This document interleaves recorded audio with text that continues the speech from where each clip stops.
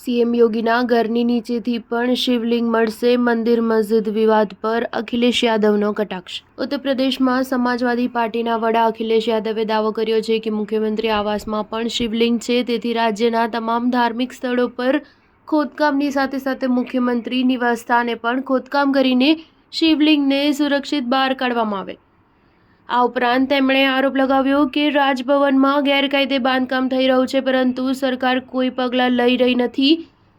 સપાના વડા અખિલેશ યાદવે જણાવ્યું હતું કે મહાકુંભમાં સ્વેચ્છાએ આવવાની પરંપરા રહી છે, આ માટે કોઈને આમંત્રણ આપવામાં આવતું નથી, પરંતુ સરકાર તમામ કામકાજ બાજુ પર મૂકીને મહાકુંભના આમંત્રણો આપવામાં વ્યસ્ત છે। મહાકુંભની તૈયારીઓ અધૂરી છે, પુલનું બાંધકામ પૂર્ણ થયું નથી, રસ્તાઓ બનાવવામાં આવ્યા નથી, હવે 15 દિવસમાં કેવી રીતે કામ પૂર્ણ થશે? મુખ્યમંત્રી યોગી આદિત્યનાથના દિલ્હી જવા અને કુંભ માટે ભાજપના અધ્યક્ષ જેપી નડ્ડા, ગૃહમંત્રી અમિત શાહ સહિત તમામ નેતાઓને આમંત્રણ આપવા પર અખિલેશ યાદવે સવાલ ઉઠાવ્યા હતા। તેમણે જણાવ્યું હતું કે કુંભમાં આમંત્રણ આપવામાં આવ્યું નથી, કુંભમાં લોકો પોતાની શ્રદ્ધા સાથે આવે છે, હું કોઈના વિશે કંઈ કહેવા માંગતો નથી। આપણે આપણા ધર્મમાં શીખ્યા અને વાંચ્યા છીએ કે લોકો પોતાની મેળે આવી ઘટનાઓમાં આવે છે।